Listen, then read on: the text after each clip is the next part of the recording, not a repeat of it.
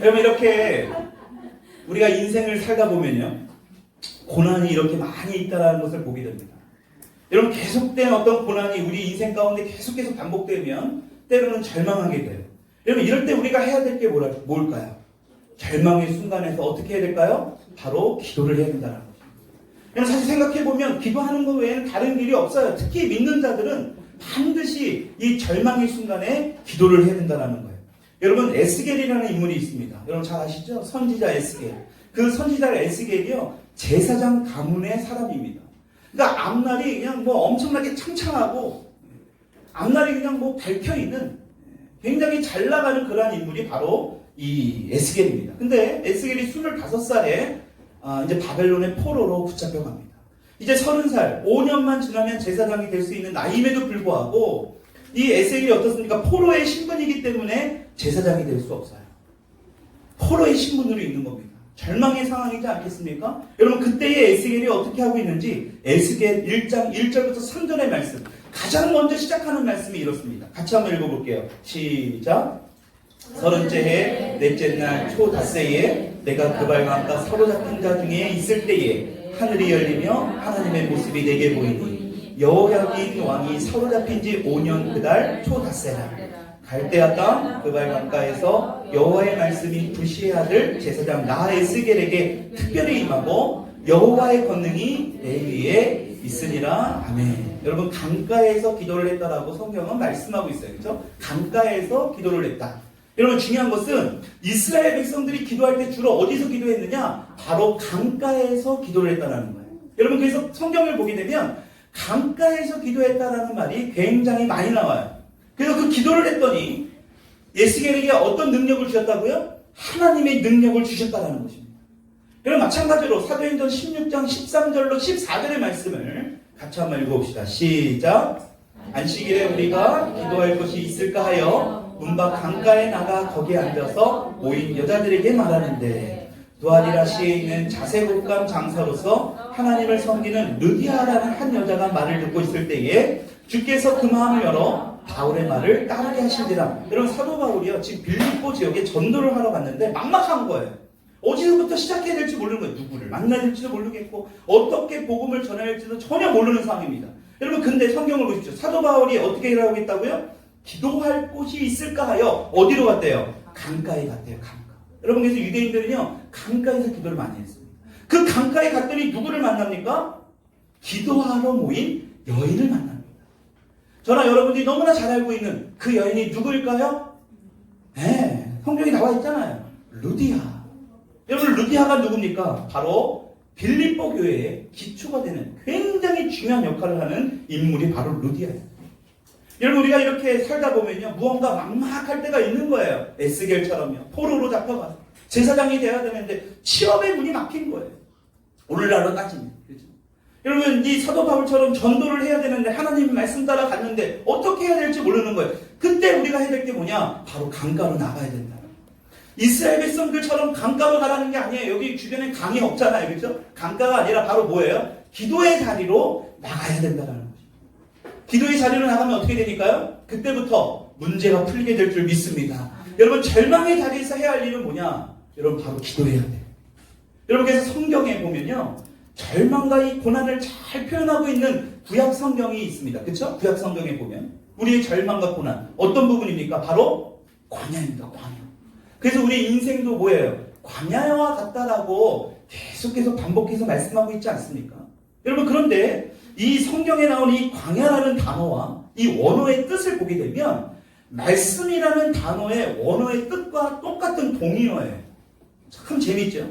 그래서 성경은 가끔 우리가 이 히브리어, 구약 성경은 히브리어, 신약 성경은 헬라어입니다. 원어를 우리가 좀 살펴볼 필요가 있습니다. 그러니까 광야와 말씀이라는 성경의 원어를 보게 되면 똑같은 말씀으로 파생된 말씀이에요. 히브리어가 광야가 뭐냐? 미드바르라는 단어를 삽니다. 미드바르. 여러분 이 미드바르는 광야, 황무지, 거친 땅 이것을 뜻합니다. 여러분 그런데 이 말씀을 의미하는 이 히브리어가 바로 다바르예요. 다바르. 미드바르, 다바르. 좀 말이 비슷하죠. 그렇죠? 같은 어원이에요. 여러분 말씀과 광야 왜 같은 어원에서 이 말씀이 파생되었을까? 여러분 이것은요 목자가 광야에서 양들을 돌볼 때 이 목자의 말씀이 굉장히 중요하다는 것입니다. 여러분, 목자가 광야에서 양들을 돌보는데 이 양들이 목자의 말씀을 제대로 듣지 않으면 어떡할까요? 맹수에게 먹히거나 길을 잃어버리게 됩니다.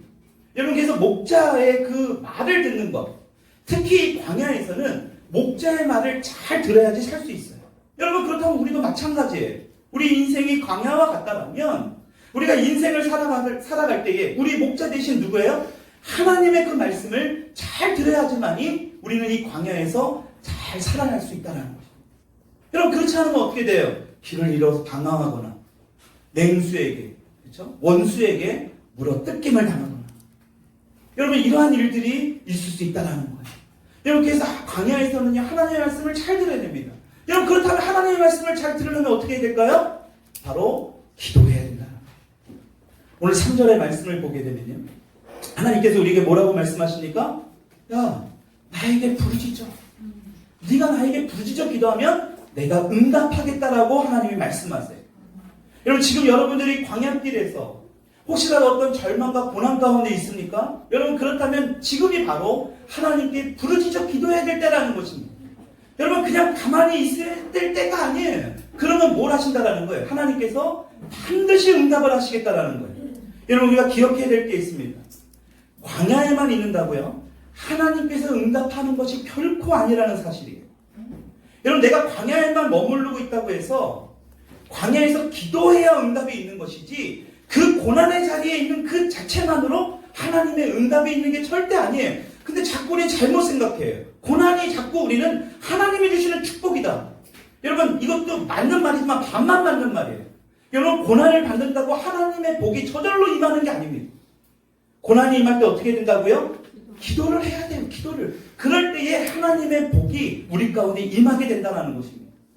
여러분, 어떤 신학자분이요, 자신의 논문을, 박사학위 논문을 막 이제 연구를 하는데, 어떤 부분을 연구했냐? 구약 성경에 나오는 이 제사장 가문들에 대해서 연구를 하기 시작했어요. 그 중에 어떤 가문이 가장 똑똑했는지를 이분이 조사를 했는데, 예를 들면 이런 거죠. 어떤 사용하는 어휘, 뭐 어떤 문장, 뭐 어떤 단어, 표현력, 뭐 이런 걸로 이 많은 이 선지자들이 어떤 사람이 과연 더 똑똑하고 어떤 사람들이 좀 덜 똑똑한지를 좀 이렇게 논문에서 이렇게 찾아본 거예요. 그러니까 예를 들면 당신의 이름이 무엇입니까? 라고 물어볼 수 있지만 또 이렇게 물어볼 수 있잖아요. 기하의 조남이 어떻게 되십니까? 그렇죠? 여러분, 똑같은 뜻이지만 약간 좀 달라요. 이제 이런 식으로 막 연구를 해서 찾아봤더니 가장 똑똑하고 가장 유능한 선지자가 바로 에스겔 선지자라는 거예요. 그 다음이 누구냐? 바로 예레미야 선지자라는 것입니다. 여러분, 예레미야도요, 이 에스겔과 똑같이 제사장 가문의 선지자예요. 그러니까 어찌 보면 굉장히 뭔가 어렸을 때부터 철저하게 교육받고 잘 이렇게 좀 성장하고 있는 그런 선지자라는 것입니다. 여러분, 오늘 본문에 나온 예레미야 굉장히 똑똑한 사람이에요. 근데 문제는 이렇게 똑똑하고 아무리 많은 지식이 있다 할지라도 모르는 것이 있다는 거예요. 여러분, 그것이 어디 나옵니까? 3절을 보게 되면 하나님께서 뭐라고 말씀하세요? 내가 알지 못하는 크고 은밀한 일. 예레미야가 알지 못하고 크고 은밀한 일을 주님께서 말씀하고 있습니다. 여러분, 아무리 똑똑하고 제사장 가문이라 할지라도, 그렇죠? 알지 못하고 은밀한 일이 있다라는 거예요. 여러분, 그런데 그것을 보여주시겠다라고 하나님이 말씀하십니다. 하나님께서 크고 은밀한 일을 어떤 사람에게 보여주시겠다고 말씀하고 계세요? 하나님께 부르짖어 기도하는 사람. 굉장히 중요합니다. 여러분, 그래서 부르짖어 기도하는 것은 굉장히 중요해요. 시편 말씀에도 보면요, 또 성경 중간중간에 보면요, 신약 성경에도 보면요, 하나님 앞에 부르짖어 기도하는 사람들이 굉장히 많이 있습니다. 여러분, 문제는 뭐냐? 한 번만 부르짖고 마는 것이 아니라 계속해서 부르짖어 기도하는 사람이에요. 포기하지 않고 계속해서 그 기도의 자리에 지키는 사람. 여러분, 바로 그 사람에게 뭘 하시겠다고요? 크고 은밀한 일을 보여주시겠다라고 하나님은 분명하게 말씀합니다. 그래서 3절에 너는 내게 부르짖으라 이렇게 말씀하고 있는 거예요. 그러면 뭐 하겠다고요? 응답하겠다는 거예요. 응답해서 끝나는 것이 아니라 그 다음이 뭐라는 거예요? 크고 은밀한 일. 다시 말하면 이전에 네가 알지 못하고 보지 못했던 일들을 하나님께서 뭐 하시겠다는 거예요? 보여주시겠다는 거예요. 여러분들의 영적인 눈이 떠질 수 있기를 축원합니다. 여러분 그렇게 되기 위해서는 뭐냐? 부르짖어 기도해야 돼. 기도를 하려고 하는 분들에게 굉장히 제가 자주 듣는 말이 있어요. 제 주변을 보면 우리 교회뿐만이 아니라 제가 주변에 있는 다른 어떤 이 교회를 다니신 분들을 보게 되면 굉장히 많이 이런 얘기 들어요. 뭐냐면 이 자신의 문제만 주님 앞에 기도하는 것. 문제가 생길 때마다 주님 앞에 나와서 기도하는 것이 굉장히 양심에 찔린다라는 거예요. 여러분 그래서 굉장히 이기적인 사람 같고 내가 욕심이 많은 사람 같아서 기도하는 것이 굉장히 꺼리다라는 거예요. 여러분 욕심이 뭘까요? 성경적으로 말한다면 하나님이 주시지 않은 것을 계속해서 구하는 것을 우리 욕심이라고 할 수 있어요. 그렇죠? 성경적으로 본답니다. 여러분 그래서 어떤 면에서 보면 욕심이라는 것은 굉장히 별로 좋은 의미는 아닙니다. 여러분 그런데 어떤 성도님들은요 그냥 이 욕심만 가지고 있는 사람이 있어요. 욕심만 가지고 있는 사람. 근데 또 어떤 사람은 뭐냐? 이 욕심을 가지고 하나님 앞에 기도하는 사람이 있어요. 여러분 얼핏 보면 똑같은 사람 같죠? 굉장히 달라요. 예를 들면 이런 거예요. 우리가 흔히 가장 많은 욕심이 뭘까요? 가장 많은 욕심, 우리가 가질 수 있는 가장 많은 욕심. 거룩한 척 하지 좀 마세요, 좀. 다 속으로 지금 얘기하고 있으면서 입술로 말 못하잖아요. 한 번만 말씀하시는 것 같아요. 그렇죠? 돈 욕심이에요. 그렇죠? 여러분들은 돈이 많아서 별로 욕심이 없는지 모르겠지만 저도 돈 욕심이 있습니다. 돈을 사랑하지 않을 뿐이지 돈은 우리의 삶에서 굉장히 중요한 역할을 합니다. 이런 문제는 돈보다 하나님보다 돈을 더 사랑하는 게 문제가 되는 거 아니겠습니까? 돈을 잘 사용하고 돈을 내가 통치할 수 있고 돈을 내가 청지기적인 자세로 돈을 사용한다면 돈은 굉장히 중요한 역할을 합니다. 이런 문제는 돈에 대한 욕심이 있을 수 있다는 거예요. 그렇죠? 내가 돈을 많이 벌고 싶다고 하는 그런 욕심. 여러분 근데 우리가 이런 모습들을 결코 좋다고 볼 수는 없잖아요. 여러분 그럼에도 불구하고 이 욕심을 가지고 하나님 앞에 간절히 기도하는 사람이 있어요. 그러니까 그런 사람들은요, 이 돈만 보면 막 눈물이 막 철철 흘러져요. 왜? 간절히 기도하니까요. 이분들이 그것이 욕심이라고 생각을 할 수 있겠지만, 이 돈에 대한 간절함이 있기 때문에요. 우리가 지난 시간에 엘리야를 통해서 살펴보지 않았습니까? 엘리야는요, 간절했기 때문에 이 얼굴이 머리 무릎까지 들어갈 정도로 간절히 기도했어요. 여러분, 그래서 간절하게 기도하는 건 굉장히 중요해요. 제가 또 이런 말씀을 드리면, 아마 이런 생각을 할 거예요. 목사님, 그러면 나쁜 것을 계속 구하고 계속 기도하면 그러면 그 나쁜 것 응답받을 수 있습니까? 꼭 이런 생각하는 분들이 있을 거야, 여기에.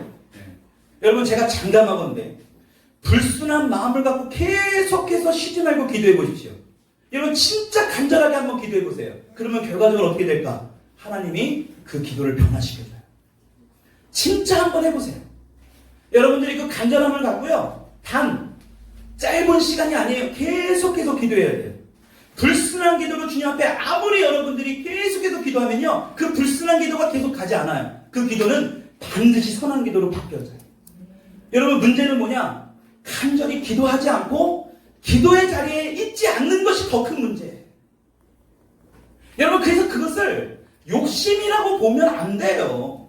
자기는 기도도 안 하면서 저 사람 기도하는, 저 사람 돈 욕심 때문에 저 기도하는 것 봐, 손가락질해요.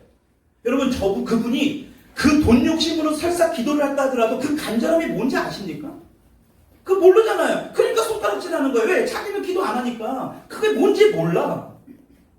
여러분, 사실 하나님 앞에 미안하고 양심에 찔려서 기도하지 못하신다는 분들이 있잖아요. 그렇죠? 가만히 보면 뭐냐? 기도하고 싶지 않은 겁니다.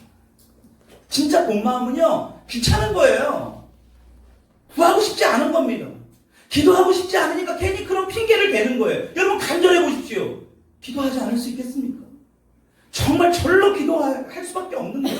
왜? 기도하지 않고는 아무것도 할 수 있는 게 없는 거예요. 기도하지 않는다는 건 뭘까요? 아직 살만한 능력이 자신한테 있는 거예요. 아직 내가 빠져나갈 구멍이 다 있는 거예요. 다 계산해 놓은 것들이 있는 거예요. 아직 살만하기 때문에. 그렇죠? 아직 간절하지 않기 때문에. 간절한 마음이 없기 때문에 기도하지 않는다는 거예요. 여러분, 제가 아는 분이 있는데요. 실제로 자신의 문제를 가지고 진짜 열심히 기도하는 집사님이 있었어요. 이 집사님의 자신의 문제가 뭐냐? 암에 걸린 겁니다.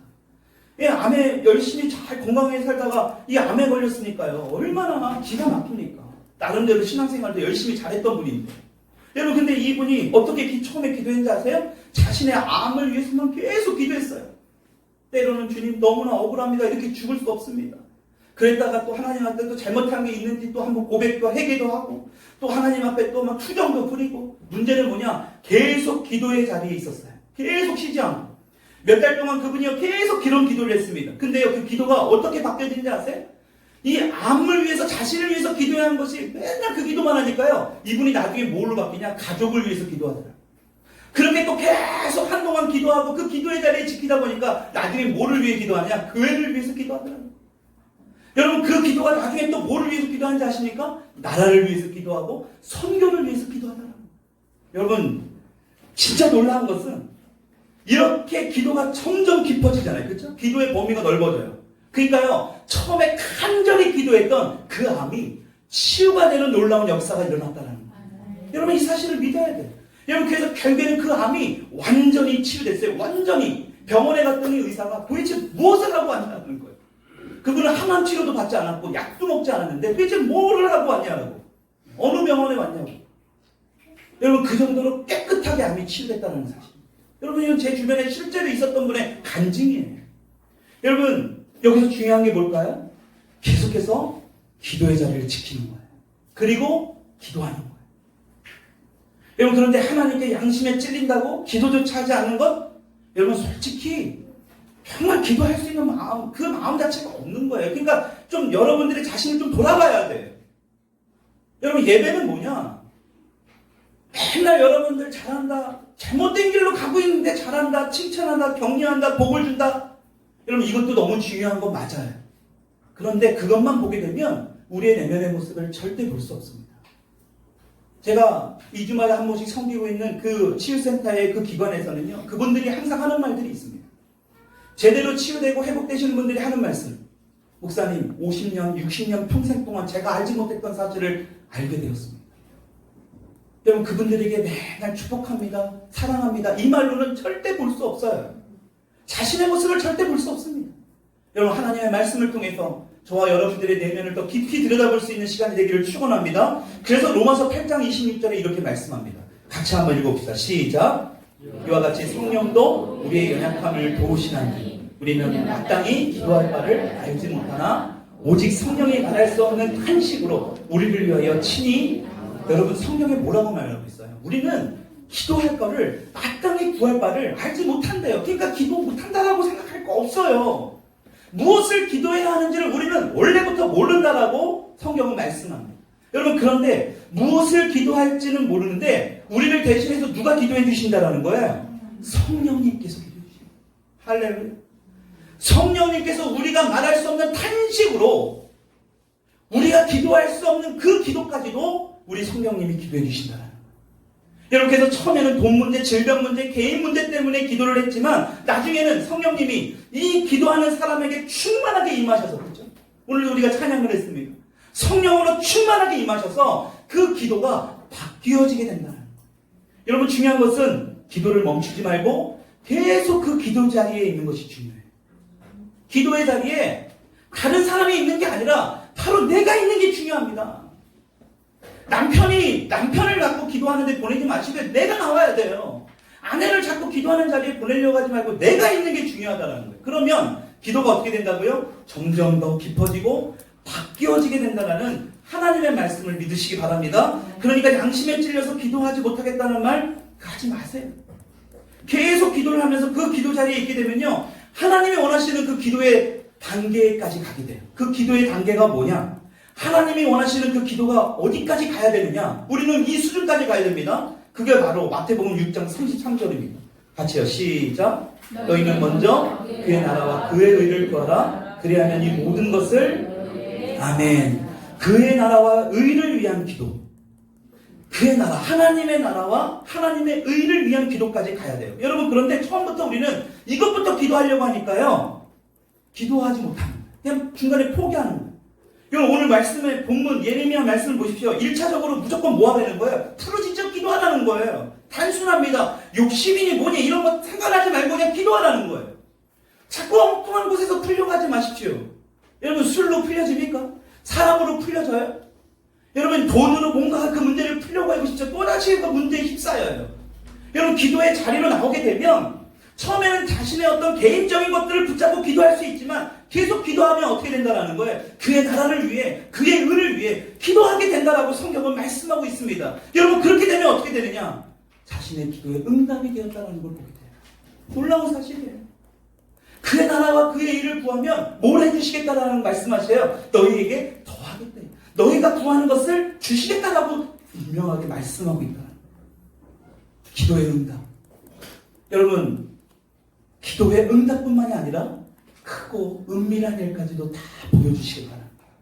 여러분, 기도의 자리에 나오기 싫다고 또 기도로 또 뭔가 기도가 뭔가 좀 싫어진 분들이 있습니까? 여러분, 그분들이 바로 기도의 자리에 나와야 돼요. 기도를 멈춰서는 안 됩니다. 여러분, 생각할 때만 그냥 대충 하는 그런 기도 말고요. 정한 시간에 기도해야 돼요. 그것도 어떻게 해요? 꾸준하게. 그 암이 떠나갔던 그 집사님처럼 몇 달, 몇 년을 계속해서 기도하는 거예요. 여러분, 이것이 바로 하나님의 방법입니다. 여러분, 이렇게 기도하는 자에게 다음 단계가 있어요.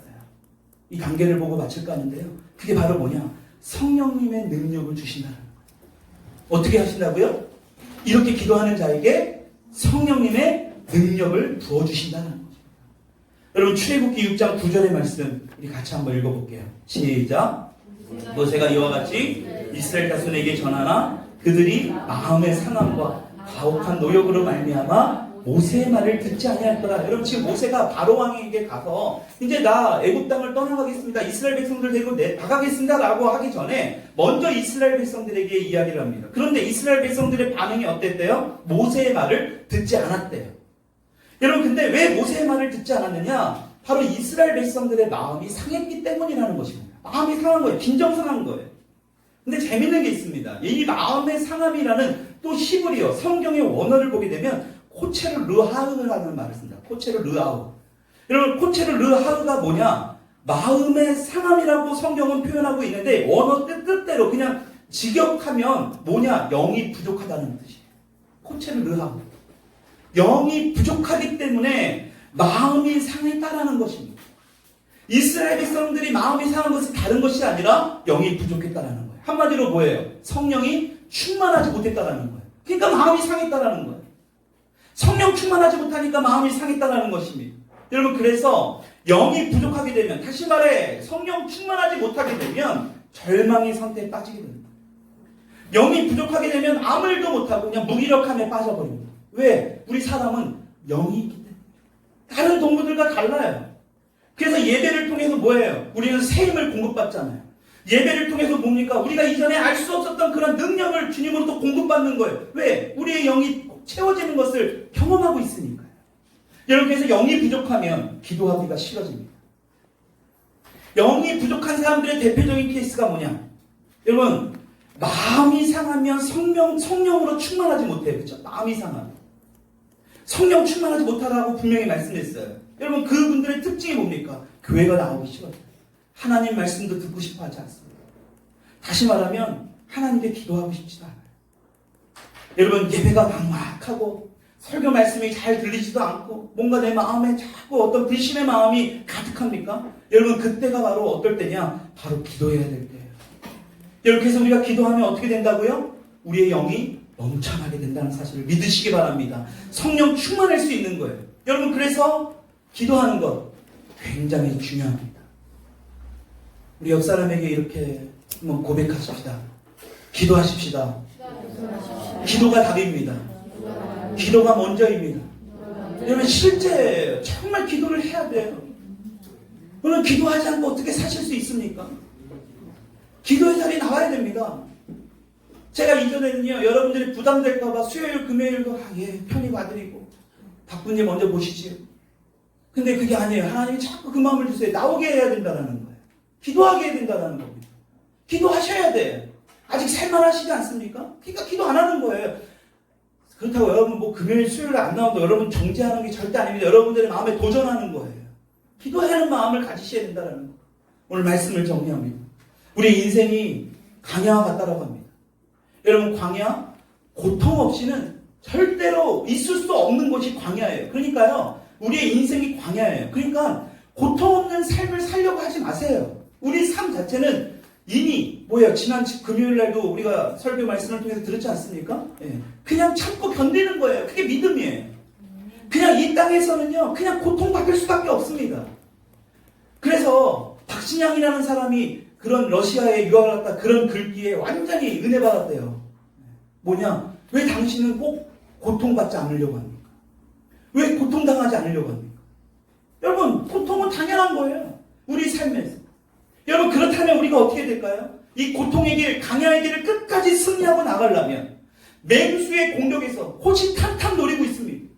베드로가 이야기하지 않습니까? 여러분, 베드로가 마치 우는 사자와 같이 우리를 잡아먹으려고 삼키려고 막 우리 주변을 돌아다닌대요. 왜 베드로가 그런 이야기를 했을까? 여러분 잘 생각해 보세요. 베드로는요 3번이나 넘어졌던 사람이에요. 누구에게 때? 마귀로. 경험을 너무나 실질적인 경험을 했던 사람이에요. 그러니까 뭐야? 너희들이 깨어있으라라고 말씀하고 있는 겁니다. 깨어서 기도하라는 거예요. 이 맹수의 공격. 여러분, 이 광야에서 살아갈 수 있으려면 이 광야와 같은 파생어가 뭐라고요? 같은 단어가 말씀입니다. 하나님의 말씀을 잘 들을 수 있어야 돼요. 그 하나님의 말씀을 잘 듣기 위해서 뭐 해야 된다는 겁니까? 기도해야 된다는 겁니다. 양심에 찔리고 뭔가 마음에 양심에 가책이 있고 여러분 괜찮아요. 자신의 욕심이 있습니까? 괜찮습니다. 기도하세요. 여러분의 개인적인 어떤 문제 붙들고 기도하세요. 끝까지요. 그냥 한 번, 2번 기도하고 해야 안 되나 보다 돌아가지 마시고요. 끝까지 한번 붙들고 기도해 보세요. 매일 아침마다 여러분들이 큐티 말씀을 붙들고 그 자리에서 기도해 보세요. 운전하고 가다가 정말 부르짖으면서 한번 기도해 보세요. 여러분, 그렇게 하면 하나님 나라와 의를 위하여 기도하는, 어느덧 하나님 나라와 의를 위해 기도하는 자신의 모습을 보게 된다는 거예요.